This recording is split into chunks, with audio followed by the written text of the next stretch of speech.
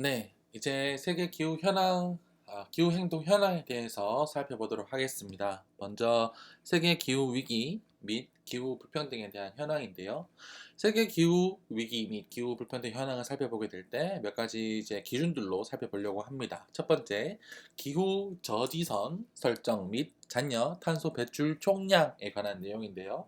그리고 세계 위기 보험 위기 보고서, 그리고 기후 위험 지표 CRI라고 표현되는 Climate Crisis Index 이 부분을 살펴보도록 하겠습니다. 그리고 기후 불평등에 대한 내용들로 한번 내용을 보도록 하겠습니다. 먼저 기후 저지선 설정 및 잔여 탄소 배출량 배출 총량입니다. 산업화 이후 기후 변화는 지속되어 왔었습니다. 눈에 보이는 변화가 나타나는 지점이 계속 우리가 보고 있는 현황이죠. 현재의 추세가 계속되게 된다면 속도와 강도 그 자체가 사실은 통제 불가능 수준에 이르리라 언급되고 있습니다. 이런 급격한 영향이 미치게 된다는 것을 볼 수가 있는데요. 기후 저지선이라는 것은 결국에는 기후 평균 온도 상승의 한계선을 설정하는 활동입니다. 그래서 초기에는 2도로 채택되었는데 IPCC 보고서 2018년 특별 보고서에 따르면 1.5도로 설정한 것을 볼 수 있습니다. 2도로 놔뒀다가는 이거 안 되겠다. 더 줄여야 된다. 이런 결정으로 진행되게 된 것입니다. 그리고 잔여 탄소 배출 총량, 카본 버짓, 이 부분이 이제 추정하게 되는 것을 볼 수가 있는데요. 기후 저지선까지 그러면 얼마나 남았는가? 기후 저지선까지 우리가 탄소 배출을 할 수 있는 양이 얼마나 남았는가? 이 부분을 역산해 보는 것을 볼 수가 있습니다. 기후 저지선까지 지구 평균 온도 도달하기 위한 총 누적 이산화탄소 배출량에서 현재까지 배출한 양을 제외한 우리가 얼마만큼 남았나? 그 도달하는 저지선 한계선까지 말이죠. 그런 부분을 볼 수가 있습니다. 먼저 온난화 수준별 억제 가능성, 예를 들어서 2도였을 때는 우리가 이 50% 정도 기준으로 봤을 때 이 2도 기준에서는 1310 GT CO2 볼 수 있고요. 그리고 어, 어, 하지만 67% 했을 때는 1110 GT 기가톤인가요? 까지 볼 수가 있겠죠. 그리고 만약에 1.5도로 봤을 때는 이 억제 수준 가능성에 대해서 50%였을 때 460 남은 게 얼마나 남았나 봤을 때 460 정도 남았고 또 67% 했을 때 360 그러니까 이제 3,600억 톤 정도 남아 있는 것을 볼 수 있습니다. 9년 안에 이 잔여 소멸된다고 측정되고 있는데요. 이 9년 안에 잔여량이 소멸되기 때문에 탄소 중립을 달성해야 된다고 이야기를 하고 있습니다. 이 수치상으로만 보면 말이죠. 하지만 우리의 목표는 2050년이었죠. 그래서 또 극단적으로 이야기하는 사람들 같은 경우에는 최대한 빨리 이거 만들어내야 된다라고 언급하고 있습니다. 인간이 유발한 2020년 또 이산화탄소 총 배출량 자체는 400억 톤에 달합니다. 또는 2050년까지 배출량을 120억 톤으로 유지해야 된다는 것을 볼 수 있습니다. 아주 도전적인 과제라고 할 수 있겠습니다. 세계위험 보고서에 따르면 2021년 기준에 다보스에서 개최됐었던 세계 경제 포럼에서 이제 세계위험 보고서를 발표하게 됩니다. 향후 장기적 예상치로 봤을 때 각 위험의 발생 가능성을 살펴보고 영향 기준으로 순위를 살펴봤을 때 무엇이 앞으로 이 세계에 또 위험을 가져다 줄 것인가 라는 그런 지표를 만든 것이죠. 생물 다양성, 기후 변화 대응에 실패하거나 극심한 기상이변이 가장 큰 이슈로 선정되어 볼 수 있습니다. 앞으로의 미래에 우리의 세계를 위협하는 가장 큰 요소로서 기후 변화 대응의 실패, 극심한 기상이변 이 부분이 가장 큰 위험이다라고 언급하는 것이죠. 뿐만 아니라 이제 생물 다양성의 감소, 환경 파괴, 또 천연 자원의 위기, 이런 환경 위기도 이 가운데 포함되는 것을 볼 수 있습니다. 여기 보시면 더 구체적인 사례들을 볼 수 있는데요. 앞으로 2년 내에 어떤 위기가 있는가, 생활 또 이 비의 그 위기, 그 경제적 내용이죠. 그리고 우리가 살펴보게 된다면 10년 이후의 가장 큰 위기는 무엇인가? 이 기후 변화에 대해서 대응하지 못한 것에 대한 위기, 환경 변화에 적응하지 못한 것에 대한 위기, 이런 것이 가장 크게 언급되는 것을 볼 수 있습니다. 이 녹색 부분이 환경에 대한 이야기인데, 이 녹색 부분이 아주 상위권에 다 나타나는 것을 볼 수 있습니다.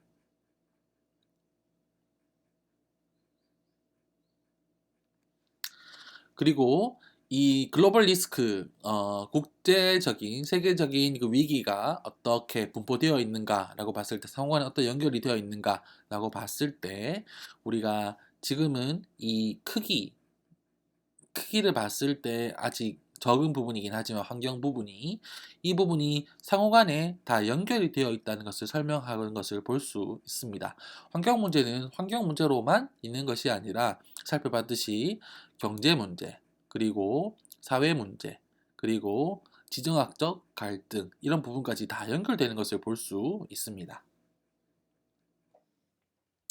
다음은 기후 위험 지표입니다. CRI라고도 표현되는데 Climate Risk Index입니다. 기후 변화의 그 취약성에 대한 내용은 기관에 따라 개념적 정의가 다 다릅니다. 한 기관에서도 과학적 진보에 따라 또 관점이 변화되기도 합니다. 취약성의 평가의 중요성은 사실은 기후변화에 적응 정책 시 적응 정책을 만들 때 선행되어야 될 평가이기도 합니다. 얼마나 취약한가, 취약한 평가를 할 수 있는가, 그 기준에 의해서 이제 적응 정책을 마련하게 된다는 것이죠. 이와 관련된 다양한 관련 지표가 개발되어 왔었습니다만, 그 중에 한 가지 지표는 CRI, 기후 위험 지표입니다. IPCC 보고서에 따르면 이제 취약성이란 무엇인가라고 했을 때 그 취약성의 그 개념이 점차 다른 것을 볼 수 있습니다. 비교적 초기였었던 2차 평가 보고서에 따르면 기후 변화가 시스템에 손해 또는 손상을 끼치는 정도, 아주 단순한 정의로 취약성을 설명하고 있습니다. 그 시스템의 민감도뿐만 아니라 새로운 기후 조건에 적응할 수 있는 능력에 달려 있다. 3차, 4차 보고서에 따르면 기후의 다양성과 극한 기후 상황을 포함한 기후변화의 부정적 효과에 대한 한 시스템의 민감도, 또는 대처할 수 없는 정도의 한 시스템이 노출되어 있는 기후 변이의 특성, 크기, 속도, 그 시스템의 민감도와 적응 능력의 함수, 이렇게 설명을 하고 있습니다. 최근에 5초 보고서에 따르면 이 취약성을 어떻게 설명하고 있는가? 최근에는 부정적인 영향력을 미칠 수 있는 성향이나 경향, 취약성은 대처나 적응할 수 있는 능력을 저해시키거나 부족하게 만드는 민감도 혹은 감수성, 을 포함한 다양한 개념을 포함하고 있다. 이렇게 이야기를 하고 있습니다. 우리가 조금 더 집중해야 될 부분은 이제 기후 위험 지표입니다. 이것을 종합적으로 했었던 지표가 있는데, 독일 NGO인 저머워치라고 하는 NGO 단체에서 만들고 있습니다. 2006년부터 국제적으로 인용되는 아주 대표적인 지수인데요. 기후 위험 지표를 해마다 발표하는 모습을 볼 수 있습니다. 기후 변화로 인한 사망자 수, 인구 10만 명당 기후 위기로 인한 사망자 수가 얼마나 되는가, 구매력 지수 손실의 합은 얼마인가? 구매력 지수는 어떤 경제적인 부분을 설명하고 있는 영역이죠. 환경 변화로 인하여서, 기후 변화로 인하여서 손실이 얼마나 나는가? GDP 대비 경제적 손실은 어떤가? 이런 부분들을 설명하고 있습니다. 수치가 작을수록 기후 변화에 취약하다. 여기 살펴보시면 기후 변화가 취약한 지역들, 노후 데이터 회색 지역을 제외하고 어, 수치가 낮은 부분, 이 부분이 취약국으로 언급되고 있죠. 이 짙은 색으로 표시되어 있는 영역들이 취약국입니다. 대부분 취약국들이 글로벌 사우스 영역들에 포함되어 있는 것을 볼 수 있습니다. 특히 이 지역, 동남아 지역 이 부분이, 또 인도 지역 이 부분이 기후 위기로 인하여서 영향력을 크게 받는 영역들이라고 설명을 하고 있습니다. 대표적으로 CRI에 나타난 취약 국가들은 푸에르토리코, 미얀마, 아이티 등이 있습니다. 매년 사상자 수가 다르기 때문에 변동하는 수치를 가지고 있는데요. 장기적인 평균에 따르면 개발도상국, 최빈국이 기후위기에 상대적으로 취약한 것을 볼 수 있습니다. 단기적으로도 선진국을 포함한 전 세계 기후가 위험에 취약한 것을 볼 수 있습니다. 예를 들어서 2018년에는 일본은 5점대를 기록했었는데 19년에서는 한 해 지났음에도 불구하고 14점대를 기록한 것을 볼 수 있습니다. 지금은 상대적으로 이 분홍색 영역에 포함되어 있죠. 왜 이렇게 CRI, Climate Risk Index가 일본이 떨어졌었나, 악화가 되었었나라고 한다면 다양한 이 자연재해들의 영향력을 받았었기 때문입니다. 네, 사망자 수와 그리고 경제적 손실 이런 부분이 컸었기 때문이죠.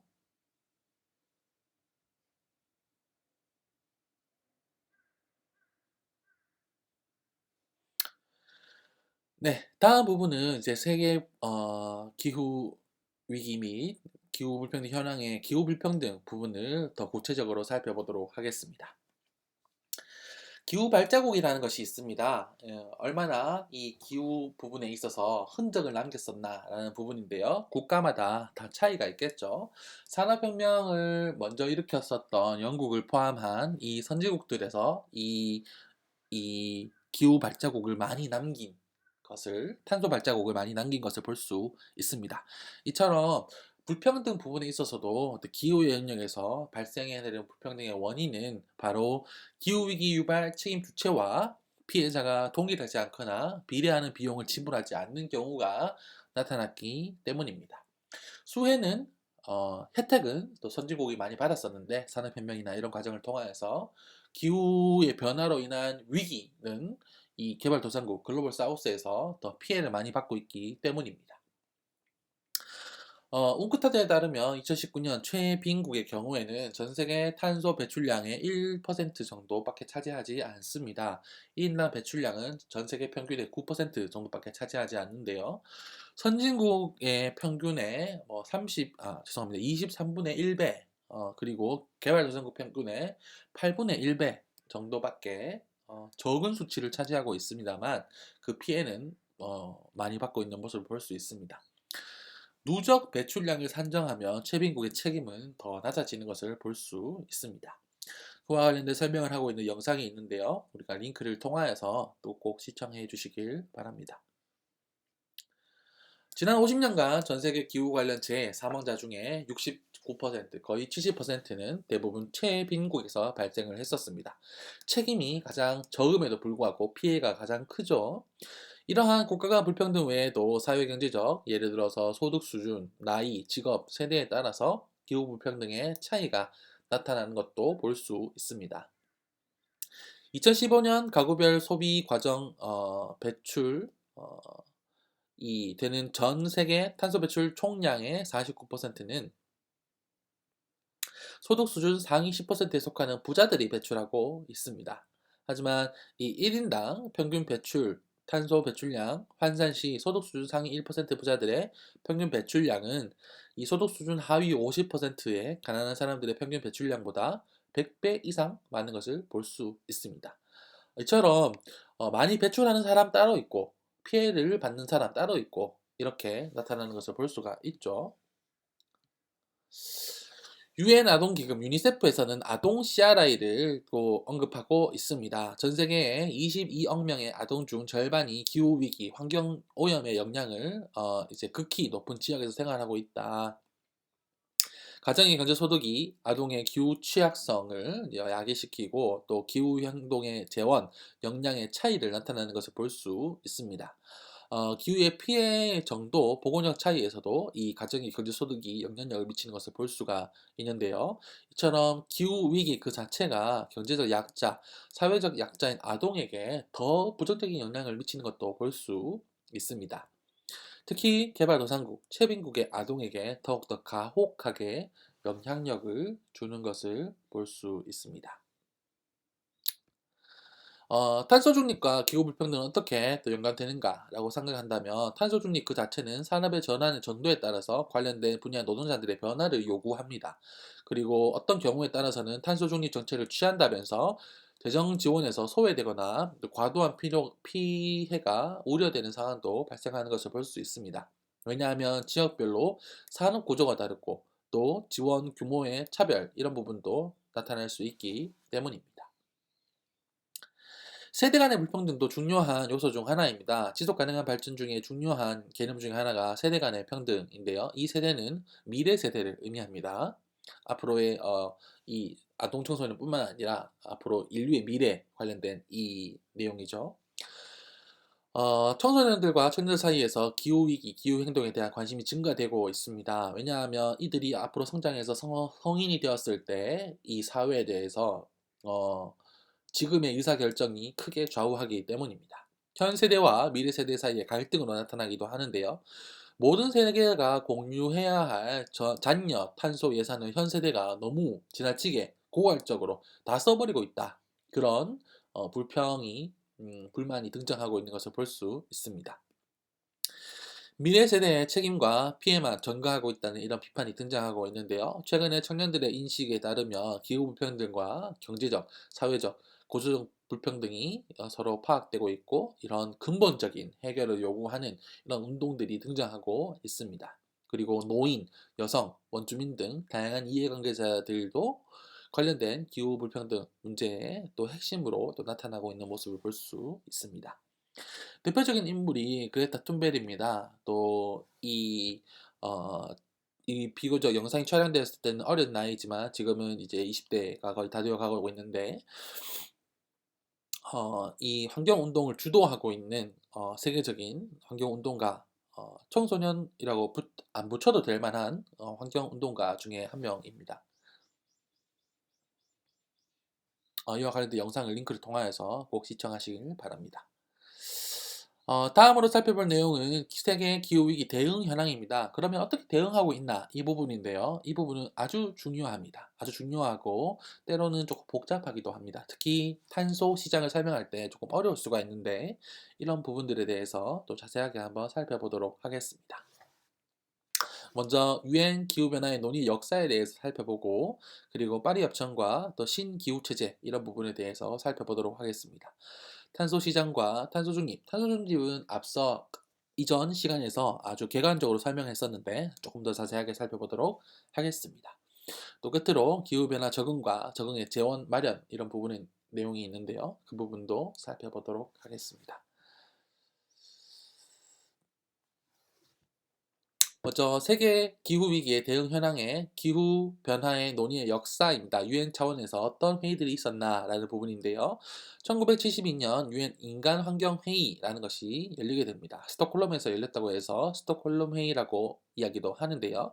국제 협력의 방안을 모색하고 환경 오염 물질을 적발하고 규제, 천연 자원의 관리의 환경적 측면을 강조하는 모습을 볼 수 있습니다. 국제 기구 설치 문제 등을 논의했었고 환경과 개발을 추구하려고 했었으나 동시에 당시에는 이론적 논의가 많이 부족했던 것을 볼 수 있습니다. 이 회의의 스톡홀름 회의의 결과가 무엇이었나?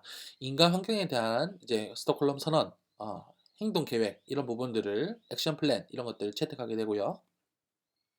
여러 환경 관련 국제 협약이 탄생하게 되는 것을 볼 수 있습니다. 그 중에 하나가 바로 유넵인데요. 유넵은 유엔 환경 계획이라고 해서 유엔에서 활동하는 여러 가지 환경 기구, 환경 활동의 가장 상위 주체라고도 볼 수 있겠습니다.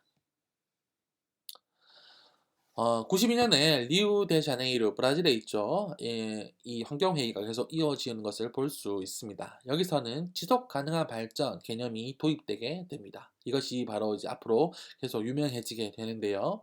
통합적 관점에서 이제 국제사회적 합의가 드디어 나타나는 것을 볼 수 있습니다. 발전과 환경이 어떻게 통합되는가?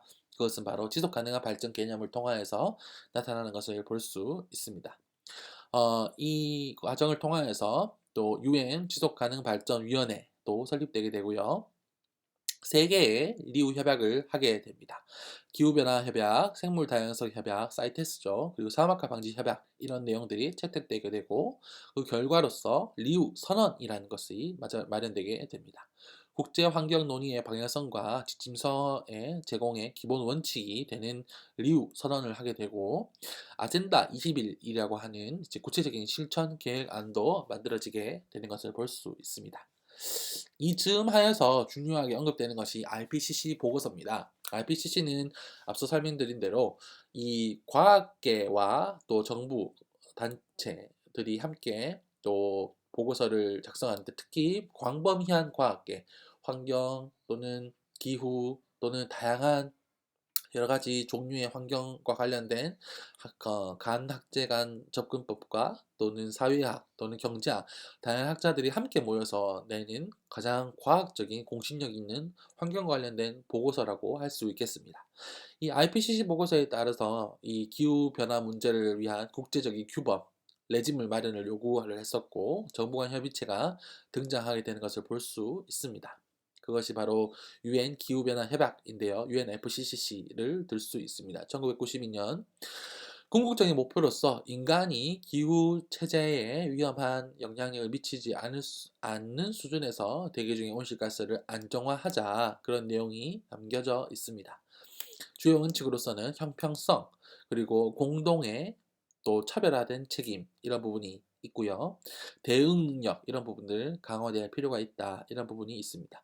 공통의 차별화된 책임, 이것이 또 중요한 내용인데요. 이에 대해서 더 자세하게 살펴보도록 하겠습니다. 공통의 차별화된 책임은 이 기후변화에 대해서 역사적 책임이 선진국에 있다, 이런 내용들이 또 언급되어 있습니다. 선진국과 개발도상국 간의 능력 차이를 고려해서 선진국에 더 많은 또 부담이 담겨져야 된다, 이런 내용들이, 원칙들이 담겨져 있습니다. 모두에게 온실가스 안정화의 책임이 있지만 특별히 차별적인 책임, 선진국에서 더 많이 부담을 해야 된다, 그런 내용이 담겨져 있는 것을 볼 수 있습니다. 97년에 교토에서 기후변화 당사국 총회가 열리게 됩니다. 이 말인즉슨 기후변화 협약, UN 기후변화 협약에 가입했었던 국가들 간의 모임인데요. 그 당사국의 총회를 의미합니다. 그래서 세 번째 열렸다고 해서 COP3라고 하는데, 여기서 만들어진 것이 그 유명한 교토 의정서입니다. 교토 의정서는 이제 유럽연합과 38개국 주요 선진국들이 온실가스 감축에 대해서 목표를 설정한 의정서라고 볼 수가 있겠습니다. 교토 메커니즘이라고 불리기도 하는 여러 가지 제도들이 있는데요. 배출권 거래 제도, 그리고 공동 이행 제도, 청정 개발 체제. 청정 개발 체제는 우리가 살펴봤었죠. 공동 이행 제도, 이 부분과 배출권 거래 제도에 대해서 더 자세하게 살펴보도록 하겠습니다. 교토 의정서는 한편 법적 구속력, 이 부분과 관련해서 목표를 불이행 시, 이행하지 못했을 때 징벌적 조치도 마련하게 되는 것을 볼 수 있습니다. 교토 메커니즘은 의무 감축 목표 이행 부담 완화를 위한 시장 기반의 유연한 체제를 형성했다는 것이 특징이라고 볼 수가 있겠습니다. 국제법으로 강제하는 것이 아니라 시장 기반의 이런 판매 제도, 이 탄소 배출권이라는 것을 판매하는 것을 통하여서, 배출권 거래 제도를 통하여서 이 부분을 더욱더 유연하게 또 효과적으로 달성하려는 취지를 가지고 있는 것을 볼 수 있습니다. 국제 탄소 배출권 시장의 구축에 기반을 형성하게 되었었고요. 감축 대상, 그리고 온실가스 배출원의 범주, 구체적인 이행 방안, 이런 부분들은 규정하는 데 중요한 역할을 했다고 평가를 받고 있습니다. 우리가 더 구체적으로 살펴볼 내용 중에 하나는 공동이행제도입니다. 선진국, 여기서는 교토의정서의 부속서 비국가, 이 아펜덱스라고 하는 이 첨부자료를 포함하고 있는 이 부속서라는 표현이 있는데요. 아펜덱스 비국가 리스트가 있습니다. 선진국들로 위치되어 있는데, 선진국 간의 배출량 감축을 역량을 또 비용의 차이에 따라 투자한 나라가 투자받은 나라의 감축 성과를 얻는 방식입니다. 그래서 다른 나라에 이제 투자를 통하여서 이런 감축 효과를 나타냈다고 했다면, 그 투자를 한 국가의 덕으로 돌아가는, 이익을 공유하는 방식입니다. 이러한 방식을 통하여서 투자도 되고 또 기술 이전도 되고 그 이익을 다시 또 받아내는 이런 모습을 볼 수가 있죠. 특히 이 배출량 감축 부분에 관련해서 아, 지금까지 기록들을 따르면 사전 규정 자격 요구는 모두 만족시킨 부분들은 597건, 그리고 불충족 시 감축 활동은 공동이행감독위원회를 따르는 사건이 또 51건이 나타나는 것을 볼 수 있습니다. 그리고 청정개발체제는 CDM이라고 합니다. Clean Development Mechanism이라고 하는데요. 선진국과 개발도상국의 협력사업, 개발도상국의 자발적 감축으로 인증된 배출 감축량, 여기서 인증된이 중요합니다. Certificated Emission Reduction이 발생하게 되는 것을 볼 수 있습니다. 이처럼 개발도상국의 재정 흐름에 가능도 하고 개발도상국의 감소분이 또 여기서 인증된 배출 감축량으로 전환되기도 합니다. 이처럼 전환된 이 CER은 선진국으로 이전되게 되는 것을 볼 수 있습니다. 지금까지 3천억에 가까운 3천억 달러에 가까운 CDM 사업에 투자가 되었었고 7,800여 건의 사업이 등록되었었고 그중 3,400여 건이 CER 이 인증받은 배출 감축량으로 발급이 되었습니다. 이런 교토의정서에 대한 흐름들은 나중에 이후에 살펴보게 될 파리 협정에서 더 지속적으로 계속 진행되는 것을 볼 수 있습니다. 우리가 이 부분을 요약했었던 표를 볼 수 있습니다. 배출권 거래제도는 어떤 것인가? 배출권 거래제도는 의무 감축량을 초과 달성한 국가가 초과분을 미달성한 국가에게 이 배출권을 이만큼 우리가 만들어냈으니 그것을 사라 라고 하는 형식입니다. 거래 방식이 국가 간 배출권 자체를 거래하는 방식으로 참여자는 이제 의정서, 부속서, 비국가들 사이에 그렇게 거래가 나타나는 것을 볼 수 있습니다. 공동이행제도는 감축 의무국이 다른 감축 의무국에 투자하여서 감축한 온실가스를 인정하는 제도입니다. 그래서 배출 감축 단위를 이전하거나 또 취득하는 형식으로 나타나게 되는데요. 내가 이 나라에 이런 감축을 하는 공장을 지었다. 이만큼 감축을 했다. 그러면 그 이전분을 또 취득하는 것을 볼 수 있습니다. 또 위의 국가 및 그리고 당사국의 합의에 의한 적법한 기관, 기업, 협회 등이 또 참여자로 활동하는 모습을 볼 수가 있고요. 청정개발체제 CDM은 선진국이 개발도상국에게 투자하여 감축한 온실가스의 선진국 실적으로 인정하는 제도입니다. 그래서 비부속서 국가의 CER을 취득하는 형식으로 나타납니다. 부속서 국가가 이제 선진국 국가라고 했죠. 선진국 국가는 이제 구매자로서 비부속서 국가는 판매자로서 참여하여서 민간이나 공공기관이 참여하는 것을 볼 수 있습니다.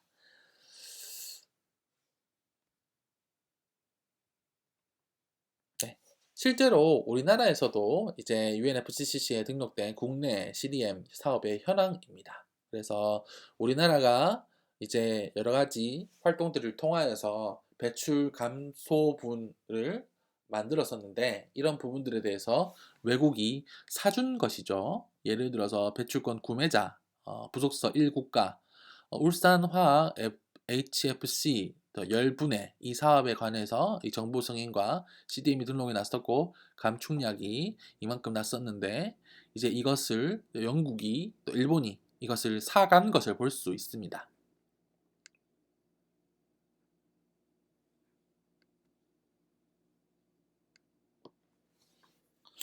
다음은 국제 배출 거래 제도입니다. IET라고 하는데요. 선진국 아펜덱스 1 국가 사이에서 배출 감축 의무 초과 달성 시에 자신의 국가에 할당된 온실가스 배출권의 여분을 국제적으로 판매하는 시장을 만들게 되는 것을 볼 수 있습니다.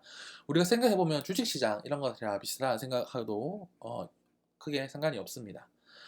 또 초기에는 과다 공급으로 인하여서 국가 간의 거래가 비활발했었지만 최근에는 또 많은 주목을 받고 있습니다. 우리나라를 포함해서 여러 국가, 지역에서 유사 시스템이 만들어지면서 재평가를 받고 있는데 대표적으로 유럽과 또 미국에서의 두 개의 또 큰 시장이 있죠. 국제 배출권 거래 제도는 거래 기본 단위가 이산화탄소 1톤 환산치입니다. 그래서 온실가스 배출 상세량, 할당량이 그리고 탄소 시장을 통해서 국제적으로 교역되는 것을 통하여서 더 많이 더 이 동력이 부여되는 것이죠. 온실가스 배출량 또 상쇄량 이것을 통하여서 또 시장 시스템을 통하여서 관리되는 측면들이 여기서 볼 수 있습니다.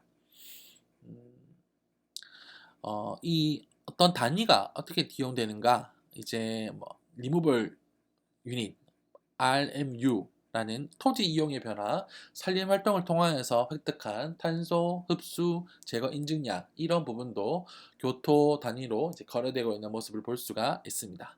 거래 로그가 있어서 국제 간에 거래를 했다 이런 기록도 계속 남아 있는 것을 볼 수가 있습니다. 이와 관련된 영상을 더 자세하게 설명하고 있는 내용이 있는데요. 링크를 통해서 꼭 확인하시길 바랍니다. 2005년에 있었던 교토의정서는 1차 공약기간 2008년부터 2012년까지 1990년 대비 전체 온실가스 배출량의 평균 5.2%로 감축 목표를 설정한 것을 볼 수 있습니다. 당시 온실가스 배출량 1위 미국은 탈퇴를 했었는데요. 이 부분이 또 한계로 볼 수가 있죠. 온실가스 다 배출 국가, 중국, 인도 등 개발도상국으로 분류되어 있는 것도 어떤 한계로 볼 수가 있습니다. 이들의 참여가 아주 중요한데 말이죠. 감축 의무 대상에서 제외되어 있습니다. 이 부분은 또 형평성의 문제가 대두되기도 했었습니다. 왜냐하면 의무 감축 대상에서 제외되었기 때문입니다. 그리고 교토정서의 어떤 실효성 이런 부분들도 문제가 제기되어 있는 상황이었습니다. 이런 흐름들 가운데 새롭게 변화된 흐름들이 파리협정입니다. 그리고 그 파리협정으로 나타난 것이 신기후체제다. 교토정서 있었던 것과 확연히 다른 새로운 기후 시스템이 기후체제가 등장했었다. 그렇게 언급되고 있습니다. 2015년에 있었던 파리협정은 교토정서의 가장 큰 문제점인 선진국 위주로 이렇게 선진국 중심의 의무 감축 제도에서 탈피해서 선진국, 개발도상국 상관없이 구분 없이 모든 나라에게 유엔 회원국 거의 193개국의 나라에게 온실가스 감축의 의무를 부과하는 아주 대표적인 혁신적인 변화라고 볼 수가 있겠습니다. 선진국은 개발도상국에 재정을 지원해주고 기술을 이전해주고 의무를 이런 방식으로 부담을 하는 것을 볼 수 있습니다. 선진국은 온실가스 배출량의 절대량 감축 목표를 수립하고 개발도상국은 배출 전망치 또는 집약도 이런 부분별 정책 목표 수립 등 유연한 방식으로 또 이 상황을 권장하고 있는 것을 볼 수 있습니다. 또 국가 온실가스 감축 목표 NDC라는 것을 형성하게 되면서 하향식 의사결정에서 이제 당사국이 자발적으로 우리가 이만큼 줄이겠습니다. 이런 상향식으로 의사결정이 되는 것으로 바뀌는 것을 볼 수 있습니다.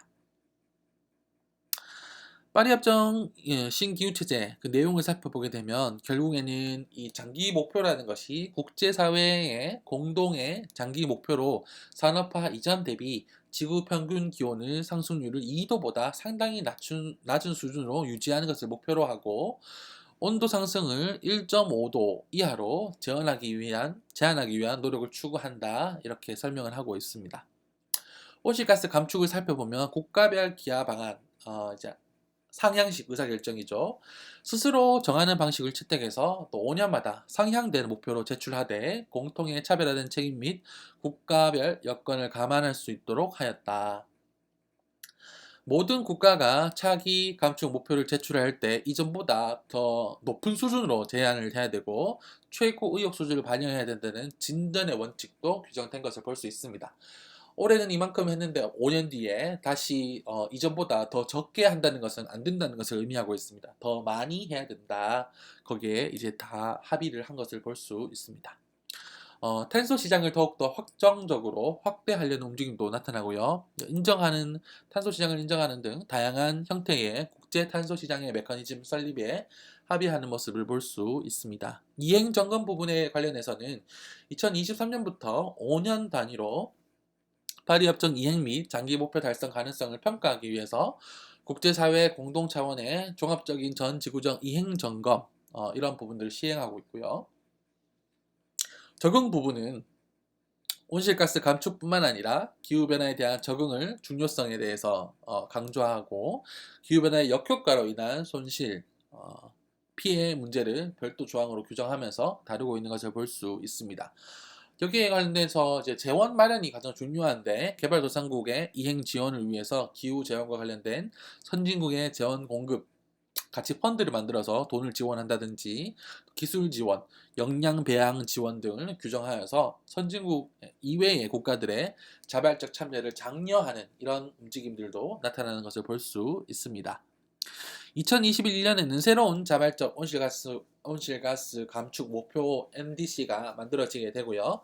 2023년에는 글로벌 이행 점검을 통해서 새로운 감축 목표 도출을 활용하게 되는 모습을 볼 수 있습니다. 2022년 2월 말 기준으로 50개 국가에서 장기 저탄소 발전 전략 LEDS라는 것을 또 제출하게 되었었는데요.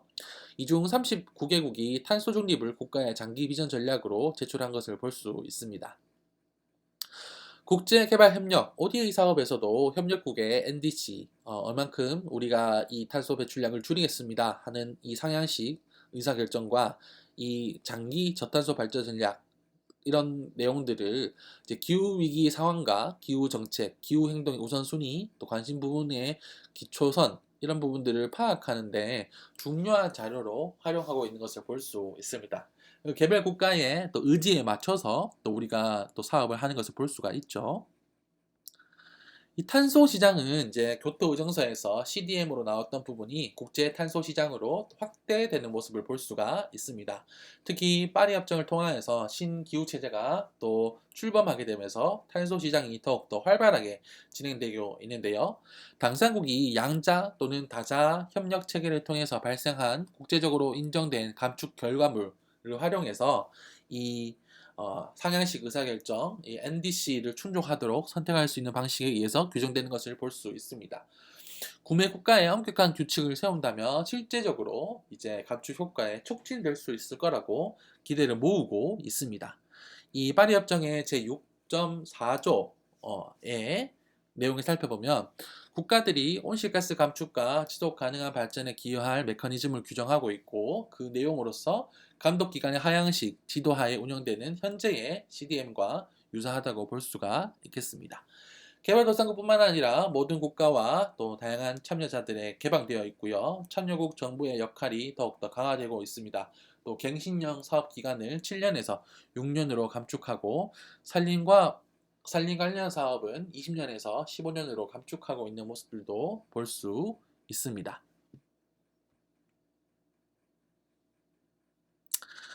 하지만 여러 가지 당면한 과제들도 있는데요. 첫 번째, 청정개발체제 CDM의 전환 문제입니다. 그리고 발행된 배출 감축량 CER의 향후 사용 가능 여부에 대해서도 아직 여러 가지 논란이 있는 부분이 있습니다. 이런 부분에 대해서 한번 살펴보도록 하겠습니다. 먼저 청정개발체제 CDM의 전환 문제인데요. 어차피 실행 감축할 사업에 경제적으로 또 유인책을 제공하는 부분이 있습니다. 그리고 추가성이 없는 사업이 대다수라는 비판도 존재합니다. 또는 전지구적 전반적 감축 도모 원칙에 부합하지 않다. 왜냐하면 전반적으로 다 줄여야 되는데 개별 국가 사이에서 이렇게 줄인다는 것 자체가 이 원칙에 부합하지 않다. 이렇게 보는 사람들도 존재합니다. 두 번째는 발행된 배출 감축량 CER의 향후 사용 가능 여부에 대한 문제입니다. 과다하게 남아있는 CER은 신기후체제의 노력을 약화시키는데 또 영향을 주고 있습니다. CDM 전환의 위험도 있지만 또 새로운 탄소 시장이 운영되기 위해서는 거래할 수 있는 상품 CER이 또 필요하기도 합니다. 부분적으로 CDM 전환이 필요하다는 의견도 존재하고 있습니다. 이와 관련해서 세계은행은 전 세계 배출권 거래 제도 탄소 세를 포괄한 탄소 가격제에 대한 최근 정보를 제공하고 있습니다. 그리고 2020년 기준으로 6월 말 기준으로 46개 국가와 36개 지방정부가 총 68개의 탄소 가격제를 시행하거나 또 시행할 예정이라고 언급되고 있습니다. 탄소 시장 이런 부분들은 앞으로 계속 유망한 또 시장이라고 볼 수가 있겠습니다. 이러한 부분들은 전 세계 온실가스 배출 총량의 23%를 포괄하고 있는 분야이고 국제 탄소 계정 보고서에 따르면 이제 탄소 가격제 수입 규모가 점차 더 늘어나고 있어서 이제 568억 달러 수준에 이르고 있고 이 중 52%가 탄소세라는 것을 볼 수 있습니다. 2021년 이산화탄소 1톤당 네, 1달러에서 최근에는 최고 많을 경우에는 142달러까지 형성되어 있습니다. 어, 지역마다 상이하다고 볼 수가 있는데요. 10달러 미만으로 탄소 가격이 형성된 곳도 있다고 설명합니다. 어, 경제학자들은 이 공고치에 못 미친다고 하는데요. 대부분 40에서 80달러 정도가 적정 수준이다라고 이렇게 이야기를 하고 있습니다. 2030년 기준으로 온실가스 1톤당 75달러를 부과해야 한다고 제안하는 레포트도 IMF에서 나온 것도 볼 수 있습니다. 적정 수준의 책정 탄소 가격제는 탄핵 대기오염으로 인한 발생하는 사망자를 예방하는 기능도 존재합니다.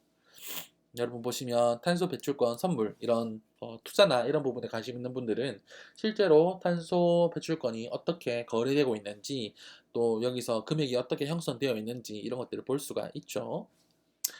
이 탄소 시장의 운영 메커니즘을 설명하고 있는 도표입니다. 결국에는 A 국가에서 또 여기 나온 X 국가에서 A 기업이 만약에 배출량보다 할당량보다 배출량이 더 적었을 때, 그 말인즉슨 이제 실제 배출량이 있고 잉여분이 있을 때 잉여 부분을 팔 수 있다는 것이죠. 탄소 배출권 거래 제도를 통하여서 이 시장에서 팔 수 있는 것을 볼 수 있습니다.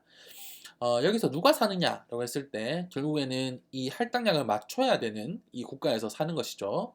이 할당량을 맞춰야 되는 국가에서 이 자기가 이 할당량을 맞추지 못했을 때 배출량을 초과했을 때 이런 부분들을 잉여 부분을 자기가 사서 배출권을 구입해서 실제 배출량을 맞추는 모습을 볼 수 있습니다. 뿐만 아니라 이 선진국 국가 에서 이제 비선진국 국가에 이제 CDM으로 크레딧을 획득하는 이런 경우도 있고요. 또는 이제 선진국 국가들 간에 또 이거 JI로 이제 같이 또 이 크레딧을 획득하는 경우도 있습니다. 이러한 방식으로 선진국 간에 또는 이 선진국가 또 개발도상국 간에 그런 거래 또는 이 투자를 해주고 거기서 남은 또 잉여분을 가지고 또 여기서 활용하는 크레딧을 가지고 활용하는 이런 부분들도 존재합니다.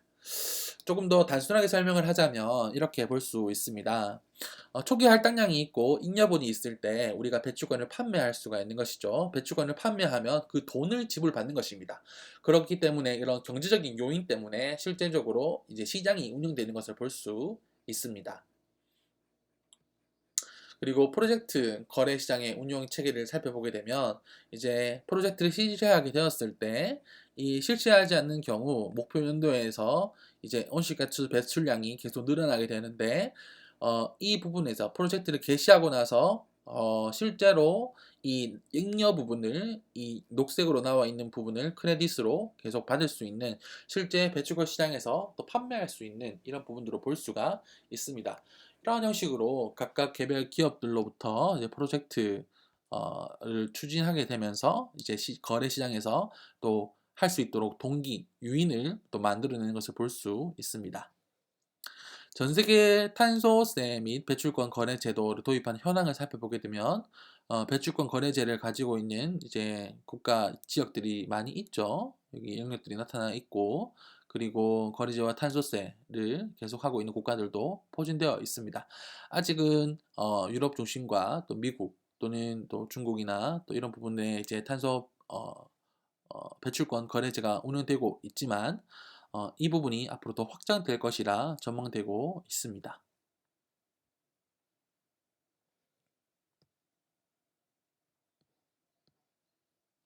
실제로 각 국가마다 조금씩 가격이 다른 것을 볼 수 있습니다. 그래서 이런 부분들도 하나의 투자의 시장으로서 전망이 또 밝다고 또 언급되고 있습니다. 다음은 탄소 중립에 대한 이야기입니다. 탄소 중립은 IPCC 보고서에 따르면 또 지구 온난화 1.5도 상승 에 대해서 그 제한을 달성할 경우에 이제 필요성을 제시하고 있습니다. 그 1.5도를 달성하기 위해서 탄소 중립을 해야 된다라고 이야기를 하는 것인데요. 이것이 바로 2025년 탄소 중립의 추진 근거로 제공되고 있습니다. 넷제로라는 표현들을 많이 사용하고 있는데, 넷제로 또 트래커를 통하여서 2022년 137개국 116개 지역에서 240개 도시에서 또 700, 또 34개의 회사들이 이 넷제로 이런 부분을 선언한 것을 볼 수 있습니다. 전 세계 온실가스 배출량의 83% 규모가 여기에 포괄된 영역이라고 볼 수가 있는데요. 정말 이렇게 다 실행되었을 때 놀라운 효과를 발휘할 수 있으리라 예상이 됩니다. 또는 기후 목표 상향 연합이라는 것이 있습니다. Climate Ambition Alliance가 있는데 많은 국가들이 여기에 참여하고 있는 것을 볼 수 있습니다. 여러 지역들 가운데서도 유럽연합이 이런 탄소 중립 그리고 환경에 대한 기준치와 목표가 굉장히 또 적극적인 것을 볼 수 있습니다. 내연기관 자동차 퇴출 및 또 탄소 국경 조정 메커니즘 이런 부분들도 이야기를 하고 있고요. 또 2030년 배출량의 55%를 감축하려는 전략 패키지 이런 것들도 또 내세우고 있습니다. 개별 국가 사례는 우리 교과서의 364페이지 내용을 참조하시길 바랍니다. 개발도상국은 상황이 조금 다릅니다. 탄소 중립에 동참하고 싶지만 아직 이행에는 아주 매우 미흡한 상황이라고 볼 수가 있습니다. 또 글로벌 탄소 중립 준비 지수 보고서에 따르면 전기, 열, 산업, 교통, 건물, 농업, 산림, 토지 이용 분야, 또 경제적 역량에 따라서 이런 부분들이 차이가 난다. 그렇게 설명을 하고 있습니다. 개발도상국은 전반적으로 이러한 핵심 분야에서 효율이 낮은 인프라에 의존하고 있고 또 경제적 역량이 부족하기 때문에 실질적으로 투자가 미흡한 상황이다. 그렇기 때문에 국제개발협력을 통하여서 이 부분에 개발도상국의 탄소 중립 역량을 강화하기 위해서 노력해야 된다라고 또 함의를 끌어낼 수가 있겠습니다. 다음으로 이 적응 분야와 또 적응을 위한 또 재원 마련에 대한 내용입니다. 기후 행동의 한 축은 또 적응과 관련된 기금의 사항입니다. 파리 협정의 6대 핵심 조항에 따르면 7조 적응, 9조 기후 재원에 대한 내용을 다루고 있습니다. 그리고 6.4조에 따르면 수익금 일부를 개발도상국의 적응 지원의 목적으로 분배해야 된다라는 형식으로 특정 국가만 이렇게 성취 달성을 위해서 노력하는 것이 아니라 개발도상국 다른 많은 국가들도 여기에 동참할 수 있도록 또 재정적으로 지원해주는 모습들을 볼 수가 있습니다. 우리가 그것을 적응기금, 어댑테이션 펀드라고 하는데요. 교토오정서의 기후 재원으로 2009년에 시작되게 되었습니다. 공여국의 자발적 재정 지원과 CDM 사업의 CER에 또 이 2%를 여기에 또 공유하는 모습을 볼 수 있습니다. 100여 개 국가에 총 132개 사업을 수행해 왔었고 이 기금으로 통하여서 말이죠. 적응 기금에 약 9억 2천만 달러가 투입되어 있는 모습을 볼 수 있습니다. 적응의 수단은 정말 다양합니다. 또 취약성을 평가하고 또 기후 예측, 또 모니터링, 또 연안 재해 예방과 또 저감 방안을 노력하는 것, 기후 회복력을 고려한 개발 계획을 수립하고 인프라를 건설하는 것, 또는 기후 변화 적응 역량을 강화하는 것, 수자원 및 또 수생태계 관리, 또 유전을 개량하는 것, 또는 수자원 양식 및 가축 질병을 관리하는 것 이런 형식 등 다양한 형식으로 나타나는 것을 볼 수 있습니다.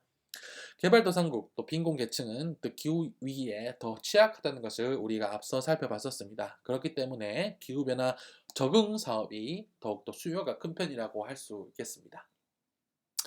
개발도상국의 자발적 제출 국가 기후 적응 계획이라는 것이 있는데요. 내셔널 어댑테이션 플랜이 있습니다. 여기에 따르면 국가의 또 기후 위기 현황과 취약성, 정책의 우선순위, 적응 활동 이런 내용들이 이 계획 안에 포함되어 있습니다. 또 국제개발협력 기회에 기획하는 데에 이러한 이 NAP 또 내셔널 어댑테이션 플랜 그 자체가 이 ODA 사업의 중요한 레퍼런스로 착용될 수가 있다는 것도 우리가 살펴볼 대목입니다.